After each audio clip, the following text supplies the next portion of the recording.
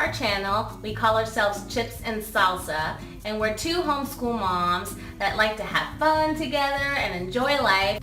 And we provide practical, fun, and encouraging tips for you, the homeschool mom, or any mom. So please subscribe to our channel and hit the bell so you can get all the notifications. We upload videos every Tuesday. So today we're talking about the end of the year, reflecting on all of the goodness and badness. At the beginning of the year, we went to a homeschool conference, and we have a video, another coffee chat, so check it out. I have a card for it right here, where we talk about what we learned and our goals for the year, what we wanted to do. Yeah, so as promised, here we are. We're going to reevaluate where we are and what things we want to just resolve to do next year and what things we've been doing good. So the first thing was busyness in our schedules. And I think you did a great job with that this year. Thank you. I cut out ballet. It actually all happened on its own, but it was wonderful. I realized that we were very busy. No more ballet. We didn't do soccer this year. We didn't do Awana this year. We've all been much happier. That's awesome. For us, we decided to have Monday nights and Saturdays as family day so that we can be a little more intentional about having family dinner. Because what happens, my husband is a pastor and he will be at church sometimes Tuesday night for men's ministry, and then I have rehearsal on Wednesday nights and he'll work late on Wednesdays, choir on Thursday. We try to get a date night in on Friday, and before you know it, we haven't sat down for family dinner all week long. Oh, other thing we've been doing, praying together every morning. That's been really nice. That's actually one of my resolutions. The other big thing from the conference was catering to the kids' learning styles. Not just catering to it, but helping them discover what their learning style is and giving them freedom and time to explore that and use their creativity, foster their creativity. This was a game changer for us because I feel like we've always had that in the back of our minds while we're teaching, and we're remembering, okay, well, like you were saying, the reason why David has a ball and is bouncing it is because he's kinesthetic. Yeah. We've been able to recognize it more. So I think for me, I have been a little more aware, but I don't think that I've done a great job of like making any real changes or implementing anything. Although we did get new chairs. We got these cool rolly chairs. I think I could do better with like letting my auditory learner talk a little bit more and like verbalize what's going on with her. The other thing was ask more questions and spark creativity. Creating an environment to thrive, more freedom and learning, inspiring, making mistakes is proof you're trying. Have you been doing good with that? No. No. I don't think I'm really making them curious, because most of the time my posture and my attitude is get the work done so we can move on with our day. Right. So at the start of the school year, we said we weren't going to do that. Stop it.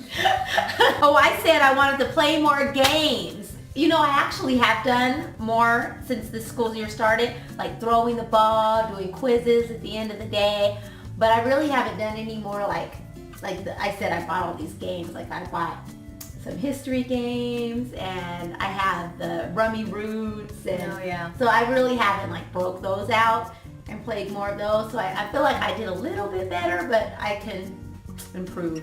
Me too. I have the intention, but not so much the action. Still working on that one. Goal setting. Goal setting. You know what? I think we did better with setting goals, but I haven't been doing good with making the kids aware, like, are you working towards your goal? Right. I think like some kind of progress log or something like that. I haven't done that. So they have these goals like for their music on how much they're going to practice and like what they want to practice. I haven't been checking in with them or helping them say where they're at with their progress. And they need a lot of hand holding at this age. Yeah. So that's the So I dropped the ball a little bit on that. I did too. I want to do more goals on drinking water, you know, making sure they're drinking enough water, their eating habits too.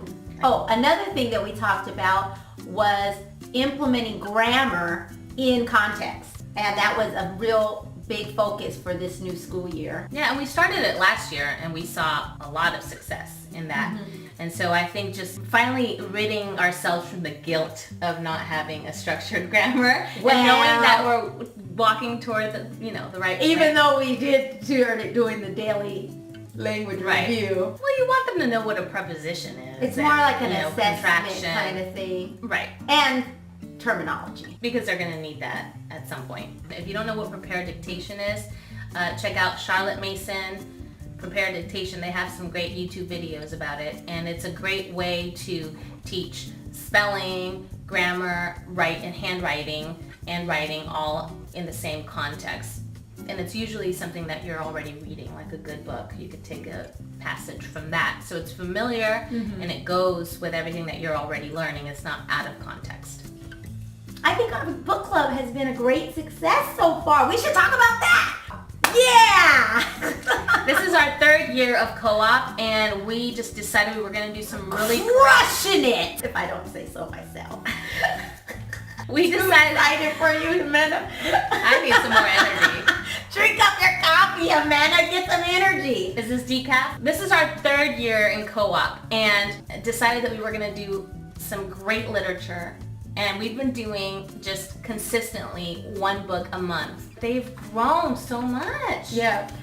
So one thing that we implemented this year that we haven't done in the past, after every book there's a writing assignment. And that's been really challenging and really good. They don't love it yet.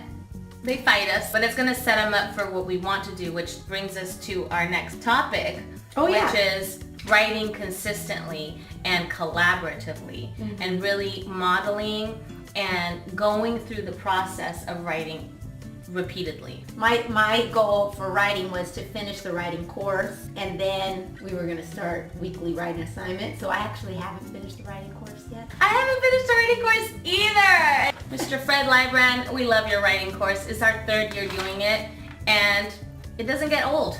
It's awesome. We recommend the writing course. Another thing was using Cynthia Tobias's techniques for dealing with a strong-willed child. So check out that video if you have a strong-willed child. She has some really great tips. So you were saying you needed to use a lot of these tips with your son.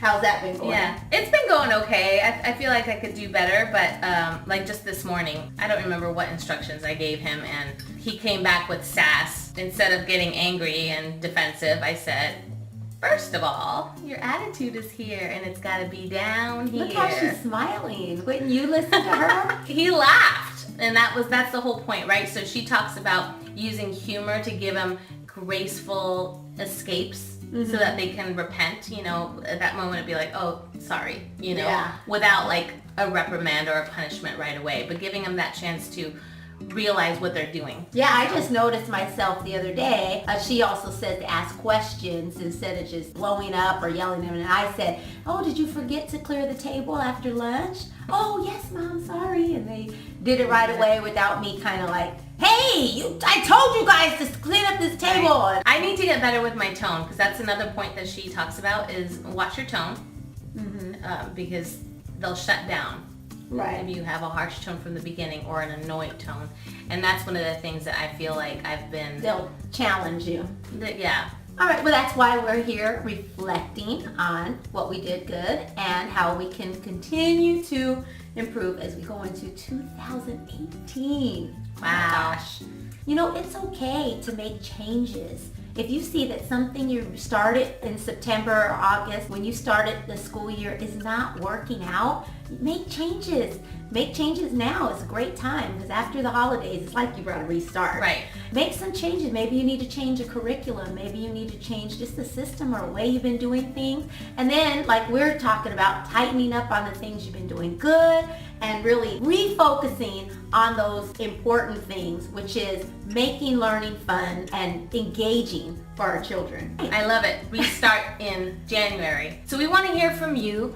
Please comment down below. What are some of your end of the year reflections? We want to hear it. Don't forget to subscribe. We'll see you next time. Bye.